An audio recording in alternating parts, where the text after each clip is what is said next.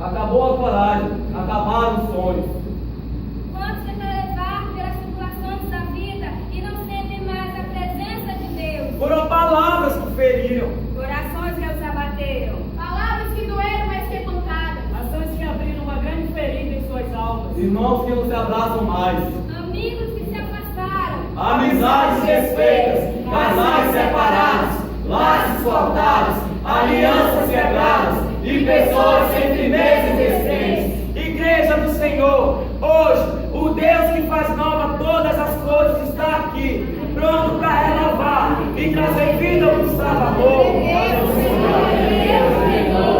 A amargura, ele arranca do teu peito. O Senhor é Deus de renovo. A tristeza, hoje ele manda embora. O Senhor é Deus de renovo. A amizade, ele faz renascer. O Senhor é Deus de renovo. A dor da tua alma dará lugar à alegria. O Senhor é Deus de renovo. E as promessas se renovarão. O Senhor é Deus de renovo. De paz, amor, perdão, solução, resposta, salvação e esperança. É verdade, igreja, mas para o renovo chegar em nossas vidas, temos que tirar de dentro de nós as coisas que nos afastam do Senhor. Temos que despojar do velho homem que se corrompe pelas concupiscências do engano. Devemos sempre estar pensando no que é bom e justo.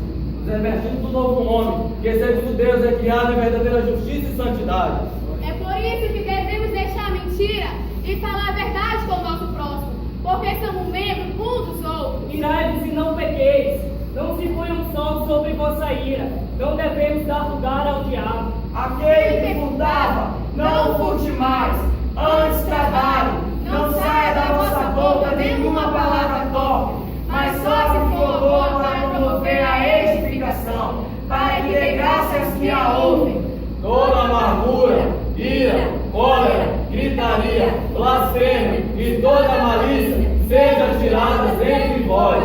Antes, Sede luz para com os outros benignos, misericordiosos, perdoando uns aos outros, como também Deus vos perdoou em Cristo. só assim, igreja, é só assim que nós iremos sentir Cristo nos tocar.